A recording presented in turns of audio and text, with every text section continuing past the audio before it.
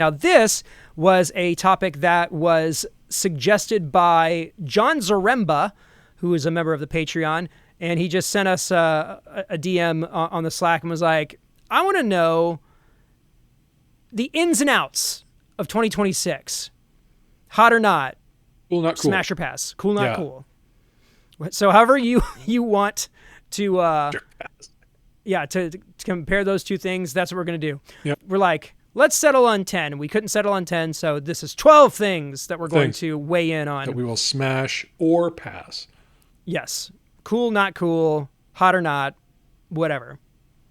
But we're going to start off with a banger. Just one of the... Maybe the banger. Yeah, the most important question or the most important topic on every musician's mind. Yep. Shorts on stage. Pass. Okay. Hard pass. Situationally. Yeah, so I think there are certain situations where short's okay, but also like what a short is, I feel like can be kind of fluid. Okay. Because I know that I used to own pairs of shorts that broke below the knee. Is that really shorts at that point? Yeah, it is. It is. I think they're out these days. I think we're wearing shorter shorts than that right now. Are we doing knickerbockers? Is that not? I think it's and long socks. I play sometimes. I have some pool clubs that I've done shows at, and if you're in jeans, you're the only one, and it's silly. So no. Yeah. Well, I think a pool or a body of water. Make sure it's acceptable. Yeah, in direct proximity to the stage. Like line of sight. Yep. I think that is that's a window. Yep. There are safety reasons. I've done shows in the 95 to 100 degree range where I just sucked it up and wore my shorts. Yeah, every drummer gets away with it. 100%. Drummers get a pass. Drummers get a pass. For sure. And the other one, and this literally happened as I was prepping for the show. My good buddy Mike Squires from Couch Riffs, there was a picture of him on the road this year with Ugly Kid Joe, and he was wearing shorts, and he looked badass. And I was like, okay, it's not a hard or fast rule. In my circumstance, one of the things you will never see, it won't go on Patreon even, is I've got busted shins. They're real bad. So if I have shorts on, it's a do or die scenario. Like there was no other option for me. Gotcha. Yeah. I could probably start an OnlyFans where I post pictures of my shins, but it's the reverse. You have to pay me to stop posting or giving them to you. You think of a lot of topics that would make good money that way. Yeah. But yeah, my shins specifically are pretty gross. Okay. So in my case, almost always no shorts, but maybe shorts when the need arises. It's dire. Yeah. But I still like attest to the exceptions. I think those are all fair play. And there have to be exceptions because there is a rule. The rule is no shorts. Got it. Yeah. Agreed. Moving along. Silent stages. In or out? In. I agree. I know that it's especially amongst guitar players and drummers, the whole concept of there being no air moving on stage is tough to envision, but I've been doing it for the past 5-6 years. There are just as many benefits. Yes. As there are detractions, I guess. Well, and I think all the detractions are really just about learning curve. Yeah. I have one possible exception. There is that one detraction that is cymbals. Yep.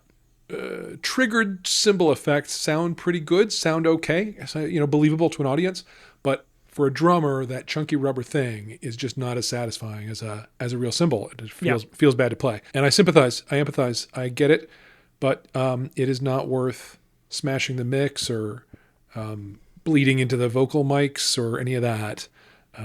So I'm a big fan of silent stage. Yeah.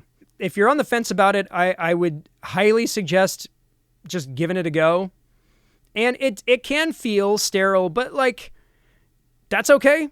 There's a part of me that remembers playing, when I was playing bass, I had an 810 behind me and I could feel what I was playing, just like pushing against me. Yeah. And it's great. It's great. But I don't miss the load in. I don't miss the all the other stuff. Yeah. I just realized that I've been playing with in-ear monitors for like 20 years at this point. Yeah. And that's crazy to think about that, starting on them, at mid-20s, the benefits that I have, I can still hear. Yeah. Yeah. Yeah, for sure. That's not a luxury that other of my contemporaries have necessarily. Quite a few. Yeah. Let me ask you this. In your opinion, does a hybrid drum kit with real live cymbals mic'd, but with shields in front of them, would you count that as a silent stage? Well, it's technically not silent. It's a low volume stage. Yeah. Yeah. I don't know if I don't think those two caveats, I don't know. I feel like that's we're playing in semantics. Parsing it pretty fine. I give you that. I give you that.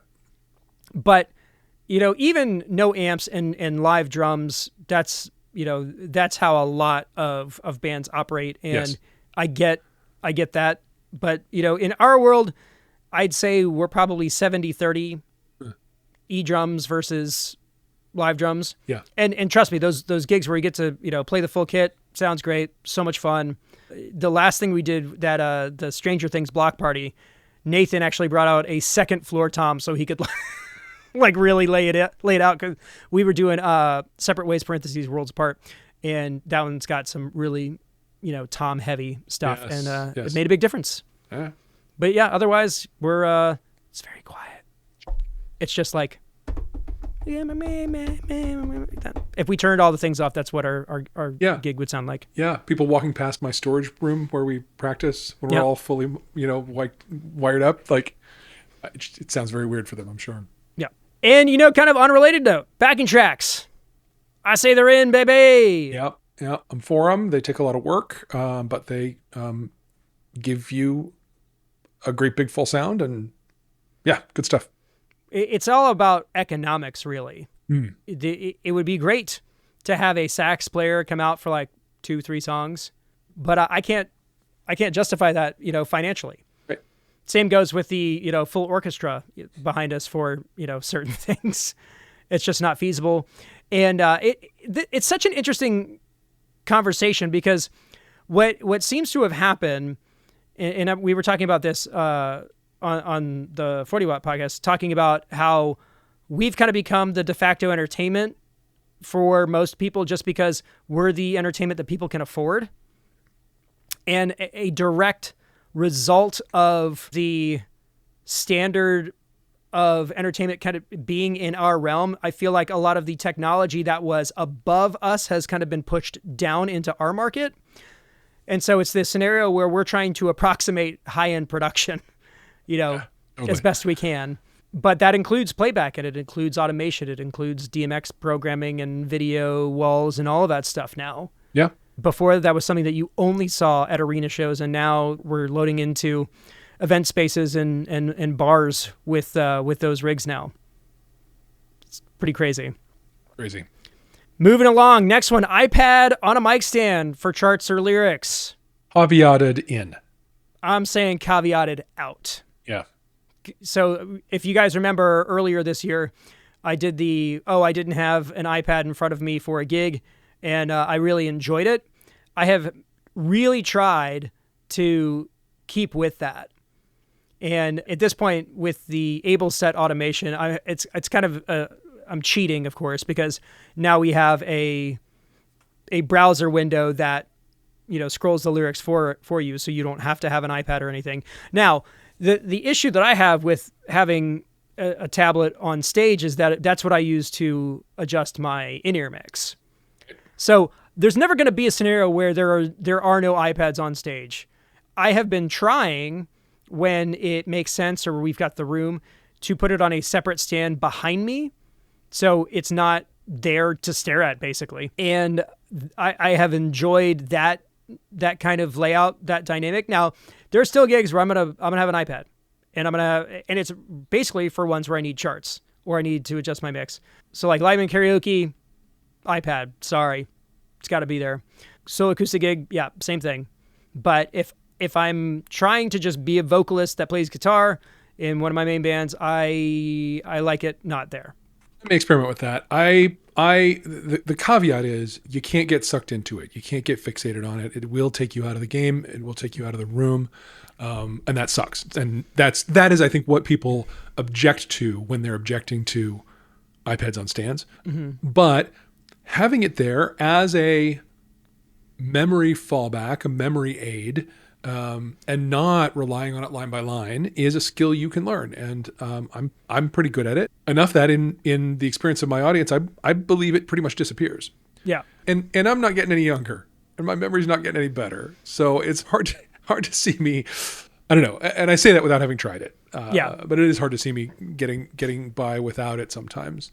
But you can't let it be hypnotic. You can't let it fixate you.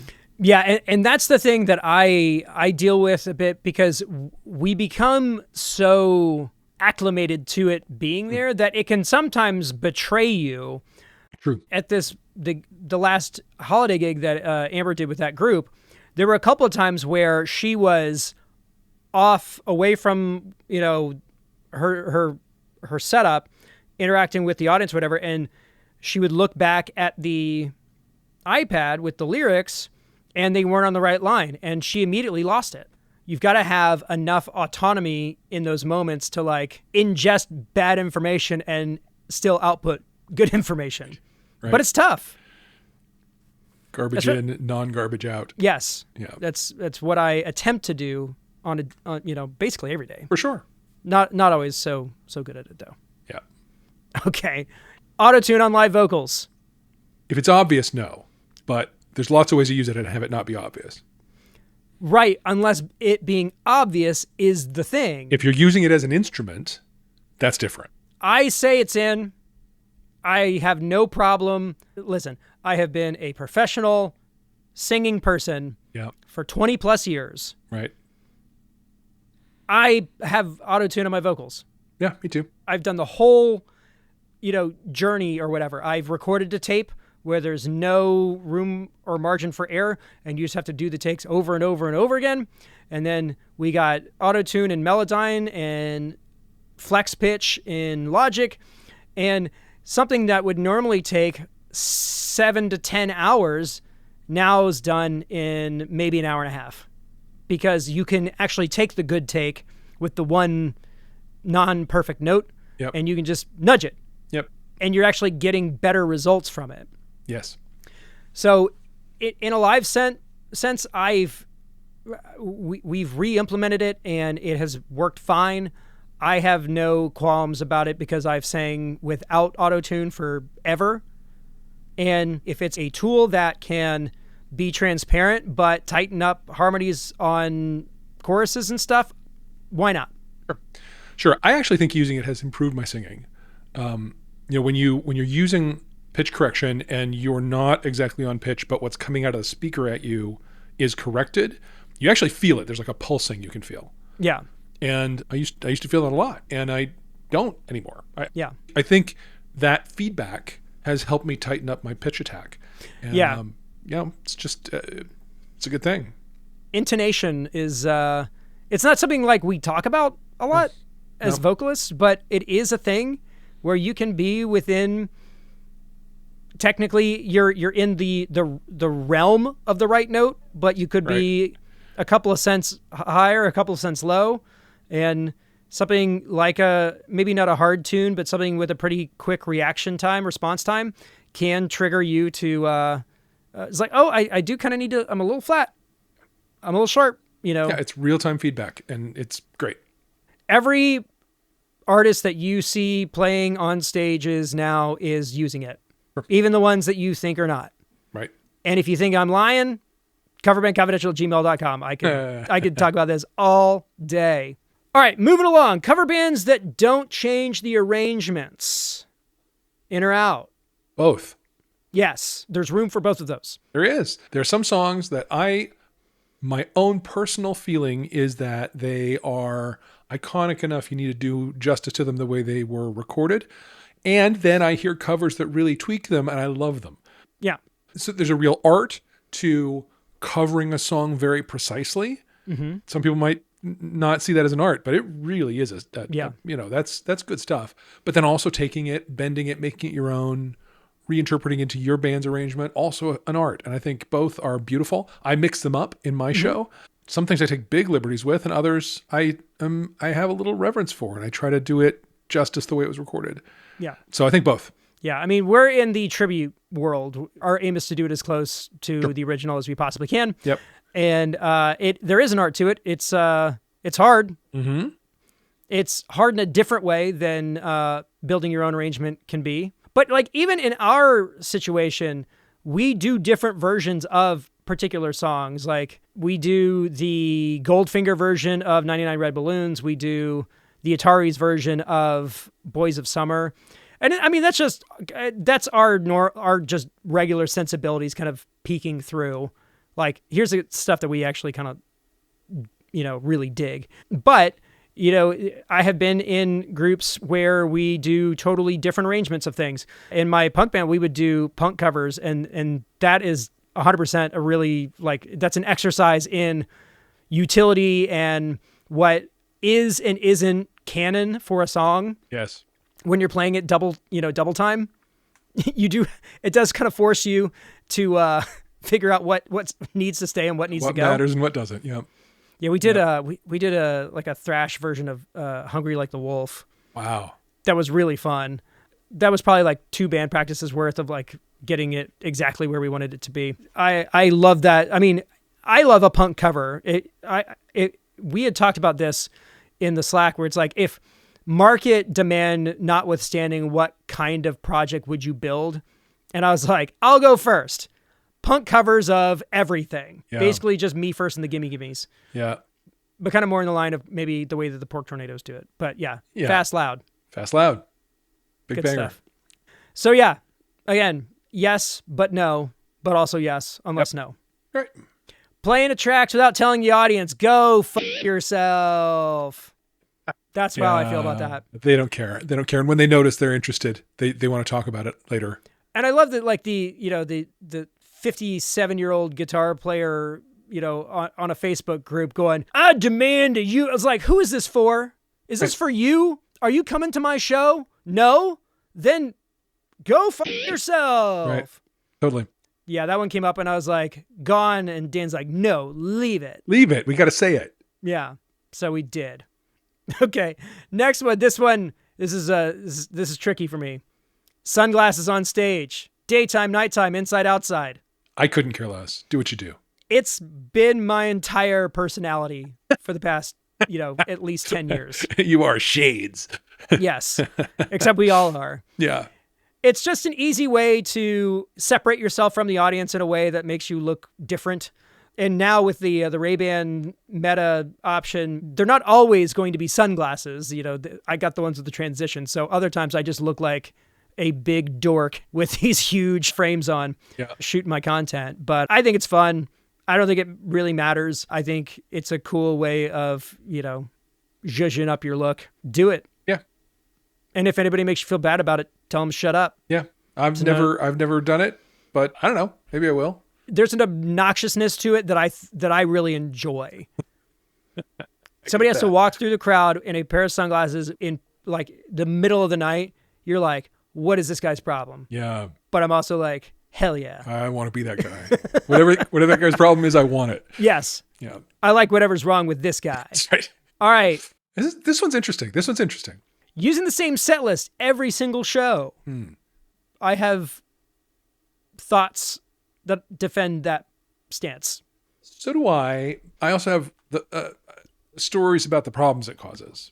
Do tell. Well, with my last project, the one before my current one, we were playing 2 to 3 times a month, and we were really not getting together aside from that. We were so busy. We set aside rehearsal, and we just had a pretty big book, so we could make shows different. But at some point, we stopped doing that or stopped adding tunes or whatever. And we had a bunch of people who came regularly to all our stuff and loved what we did, but at some point I realized we never surprised them. Yeah. Even the set pieces that we'd built that were sort of designed to be a little bit theatery and a little bit performative, like I noticed some of the people in the audience kind of talking along with us, like doing the bit with us. Yeah. And enjoying that. But it didn't have what we wanted it it didn't have the surprise to it, right? Yeah. So the same set list every weekend takes away surprise. And that's hard for a recurring audience. You don't get them coming back for a new thing. Yeah. Every time. Fish does a totally different show at every show, and people travel all over the place and go to all of the shows. So right. That's not going to happen if you're doing the same set list every weekend. The other thing is we got really bored. Yeah. And it got really automatic and really rote and really not fun. Mm-hmm. And, there was, of course, a global pandemic in there, but I think that hit right around that time, and it kind of felt like the joy was not what it had been, and the drive to get back together when we could again sort of wasn't really there. And so I think it had a real impact on the ethos of that band and the morale of it, and ultimately the survival of it. Yeah. Counterpoint. Please. There are a lot of reasons why doing something like that is a good idea. Now, you illustrate a very good point that I think a lot of our listenership is probably in the situation of, which is you play out regularly. So you're doing bar gigs, club gigs, public events, and you're trying to get repeat customers. Yes. And if that is the season that your band is in, then yes, keeping that variety moving and finding ways to make every show unique and it have its own special moment is paramount. Yes. Because it will continue to help build your following and all of that. Yep. But if you're in the season where you're playing, at most this corporate event you do every year, they see you once a year, that urgency is out the window. Yeah. So I'm thinking about scenarios such as public municipal things where you've basically, for a lot of groups, there is a season of their year where they basically play 2-hour municipal sets for like 3 or 4 months out of the year. And that's their primary type of gig.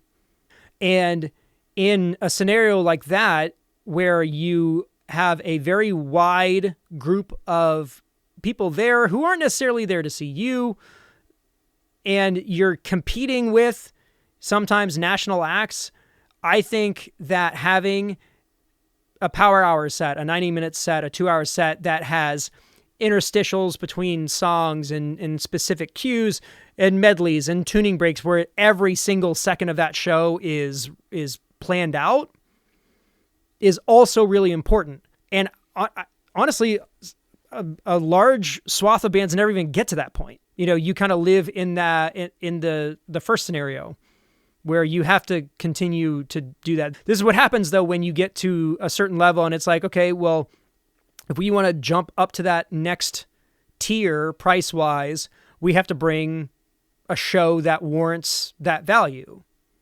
And having those kinds of production-y elements planned out and making your show super tight, flawless execution or as close as you can get with added components like video and lighting and all of that stuff, that is going to leave a huge impact. Yes. And it's going to get you a certain tier of work. So is one more valuable than the other? It kind of depends. Depends on your circumstances. Depends where you are. And honestly, most bands should be doing both at some point. And Really? it might be a good idea where like one person's in charge of one thing and somebody else is in charge of the other. Could be. So you kind of keep things moving even while you're trying to really lock in a particular, version of what you're doing. Yep. I like that one. All right, so these last three are a little behind the curtain, a little insular. This is more about just content creators in the music space type deal. So this is probably something that you have an opinion about as a consumer, but maybe not, from the other side of the coin. So maybe, Dan can... I can represent consumer, yeah. Yeah. So first one, gear demos with zero criticism. Sus. Sus? Totally. Okay. I mean, have you ever had any gear that you had no negative opinions about? I haven't. Well, my reverend. Yeah. But that's rare. It's really rare. And especially something with like a multi-effects pedal or something. There's always something like, gosh, it's really good. A couple of these models I really hate. And if the reviewer never mentions the things I really hate, it casts the whole thing in a suspicious light for me. Yeah. And so here's the thing. is that for some creators, when you're doing these like paid partnerships, they are looking for specific things, and you have certain high points that you have to discuss as a part of the agreement. And so it can be tough to go back and say something negative about a product that A, you probably got for free, and then B, they're paying you to generate content for. A disclosed sponsorship video, I watch that very differently. I watch that like it's a feature roundup. Right. I don't watch it like it's a critical review. Yeah. Somebody who doesn't disclose that and is only positive, I don't trust them. Yeah. I don't want to make it out that any review that you see where they don't have anything negative to say is suspect, that they're lying to you. Yeah. That's not always the case. If I'm talking about a particular product, like I do want to like point out the good things. And if there are gripes, like I'll probably mention them, but if I don't have to, or it's like kind of negligible, like I'm not going to bring it up. Like a good example of that is the Power Stage review I did. I was going to mention that. You were very, very positive about that. There weren't any gripes, really. I like a reviewer who says that, who says, look, I try to be balanced here. This thing's blowing my mind. Yeah. That's cool. That solves it for me. Yeah. So, take anybody's opinion with a grain of salt, really. Always, sure. But just because somebody doesn't have anything bad to say about something doesn't necessarily mean they're being dishonest. And then also, I'd say the same thing if somebody is just like slagging a product. Don't always sometimes there's other stuff going on in those kind of scenarios. Yeah. Yeah. Where somebody's got an axe to grind or whatever. So you can come at it from both ways, really. On the same note, I bought this with my own money disclaimer in front of a review video. I like that. Okay. I don't hear that and then process the information I'm getting differently. No, I process differently if I'm disclosed that it's a paid review.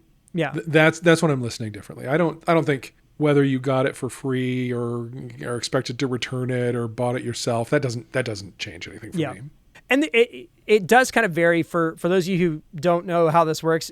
If, depending on the level of creator you are, it's different scenarios. So most of us get our start reviewing things we already have. The reviews that I did with our in-ear setup, and then the wing, and I'm reviewing those things because I want them, and I bought them. But even in the wing review, I don't think I said anything that like critical, because I didn't have anything critical to say about it. Right. And that I spent thousands of dollars to make that video. Yeah. But with like the VX5, that was a thing that I paid my own money for, and I found some issues with it. Yes. I mean, in that scenario, there wasn't much I could do. Like I couldn't cover it up in a way that would make it look good. Right. The harmony algorithm on that thing is still a work in progress, we'll just say. And the new update will come to it because it's supposed to have improved it on the cores. Yeah, I mean, who's to say? Right now, I can't use the harmony on it, but I didn't plan on using the harmony on it anyway. Right. So for my particular use case, that wasn't a deal breaker. But you can read the comments on that review video. There's a lot of folks who were like, it doesn't do this one thing, and that's the thing that I need it for. It's like, nope, it's not the right product for you. Yeah, I use the TC Helicon Voice Live harmony when I play acoustic and extensively. So, I hoped that maybe I could replace that because it's a very old machine at this point. But your review convinced me that I can't. So yeah, contrast that with trying to think of the the reviews that I've done that where I didn't pay for the thing, the lighting rods that I got from both. That was a loaner situation. They sent them to me and they're like, "Hey, do you want to buy them?" I was like, "I'd like to, but I don't really have a practical use case for them right now." And so I did end up sending them back. And then there's other things where literally like a box shows up and then another box shows up and you're like, you've got 7 days to do this, and then we have to have it back. That's a different thing. And then for other companies, it's like, here's an $80 whatever, do with it what you will. Yeah. And we do get those every once in a while. It's like, hey, here's this product. We'll send it to you, no questions asked. And if you want to make something about it, that's totally cool. It's basically the way that all of those emails go. But they know that like, hey, if I talk about stuff I like. Yeah. And it doesn't really matter where it comes from or who makes it. It's just like, hey, this thing fixed a problem that I had, and so I'm going to share it with you guys. So one way or the other. I don't know. It doesn't really bother me. Now, this one I know bothers a lot of people, and I don't love it. YouTube thumbnail faces for people making, well, any content, but primarily, guitar review content. So if you don't know what I'm talking about, if you just want to like take the background that I have and like remove it, and it's just, pictures of me going, or trying to fit my entire fist in my mouth or something to that effect. Yeah. And I hear people complain about it all the time. Yeah. But the clicks happen. That kind of may be the problem with our whole world right now. Yes. Is like the things that you hate are the things that work. The awful stuff works. Yeah. Yeah. I like the way that you put it better than